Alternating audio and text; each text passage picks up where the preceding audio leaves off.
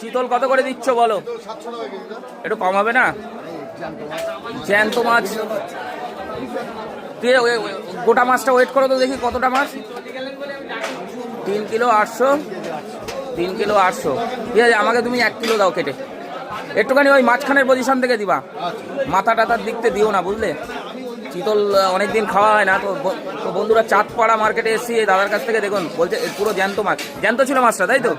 4 kilo ওয়েটের চিতল, ওর থেকে কেটে 1 কিলো নেব। তো 700 টাকা করে কিলো বলছে। জানি না চিতলের কি দাম আছে, আমার আইডিয়া নেই, আপনারা অবশ্যই জানাবেন। ওদা বলছি কি, আচ্ছা তুমি কেটে নাও তারপরে বলছি, কেটে নাও তারপরে বলছি। সে একটু কম হলে অসুবিধা নেই, ঠিক আছে? হ্যাঁ, ওইটা হয়ে যাবে। তা আবার মাথা নিতে হবে নাকি? হ্যাঁ, মাথা দিও না, এরকম করলে হয়? মাথা অন্য লোককে দিয়ে দিও, ওখানে তো ভাগে ভাগে বেচবা। 700 টাকা করে নিচ্ছ আবার মাথার সাথে?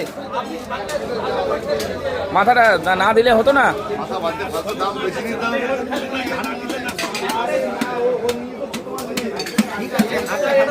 ওই ছোটটা দাও, ছোটটা দাও।